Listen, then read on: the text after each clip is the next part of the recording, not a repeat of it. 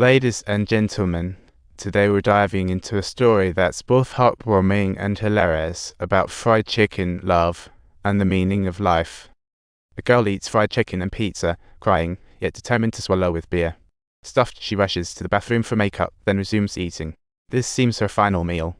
Molly was diagnosed with pulmonary hypertension in her junior college year, leaving her time ticking away. Living on death's countdown, she picks up the camera to record every life moment. Today, she leaves the hospital. She celebrates with friends. As it ends, one offers Molly a job at her company. But Molly says no because she thinks her health issues will bring trouble to her friend. Her friend brushes it off, telling Molly to think it over. Once home, Molly curls up with her family to watch TV. The TV says Tokyo will host the Olympics in 7 years, a celebratory moment, yet the family shows a trace of sadness. Will Molly witness the event in 7 years? To ease her life, she avoids romance. So, she heads to a class reunion, where she cleverly avoids talking about her illness because who wants to be a buzzkill? Suddenly, a classmate pulls out a time capsule full of letters they wrote to their future selves when they were kids. Molly looks at her younger self and feels a wave of nostalgia, realizing how far she strayed from those hopeful dreams. Amidst all the laughter, another classmate shares Molly's sadness. Her name is Ren. All classmates head to the next party. Ren and Molly meet quietly downstairs, then Ren bends over to vomit.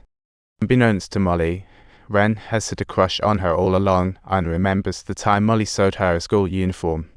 This is Ren's first class reunion, and she can't believe she runs into her beloved girl. But before Molly can say anything, the classmates call out for Ren, who hastily makes her exit.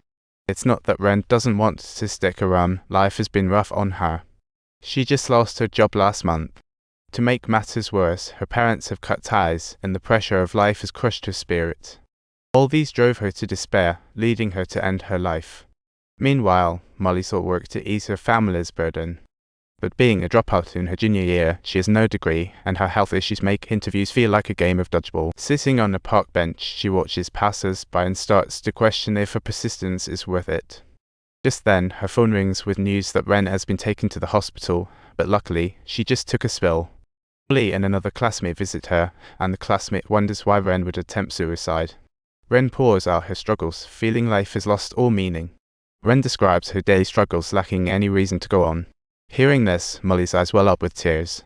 Yet, Molly doesn't want Eleven to simply get up and leave. Before departing, she voices what's truly on her mind, believing no one should let life erode them like this.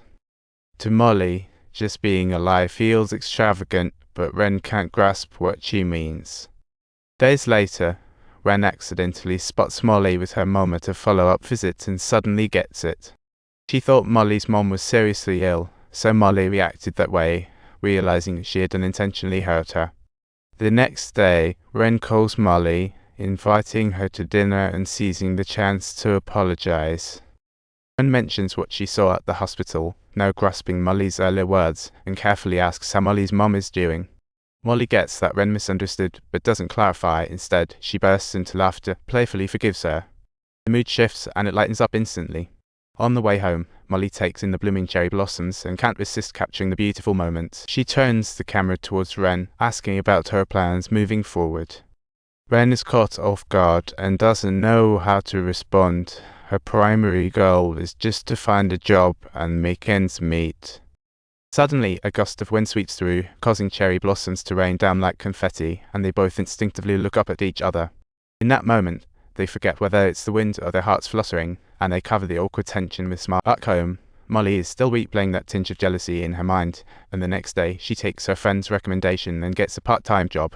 While eating, Molly gets a call, rushes to the restaurant and finds Ren doing strange moves. While this job isn't glamorous, she wants to start small and rebuild her confidence in life. Seeing Ren slowly emerge from her gloom brings Molly a glimmer of hope, reigniting her own courage to keep going. From then on, their lives get back on track as Ren starts cleaning her messy room, taking the first steps toward her dream. Meanwhile, Molly writes at home, takes meds on time, cooks with her mom, and often records life's moments. She also goes on outings with family and friends, flashing a long-lost radiant smile, and gradually the fear of death starts to fade. Molly and Ren start spending more time together, watching fireworks, celebrating Christmas, and basking in the wonders of life. Before they know it, Their hearts begin to draw closer. Joy musters up the courage to hold Molly's hand. Molly feels a rush of joy but instinctively pulls away at the moment of contact. She doesn't want to create a connection she can't let go of with her limited time left. Soon after, Molly attends her sister's wedding, capturing the moment with joy. Watching her sister's happiness fills Molly with joy, but she can't help but feel a tinge of sadness for missing out on her own moment. Molly longs for love but fears it too. That day, her friends encourage Ren to confess her feelings to Molly.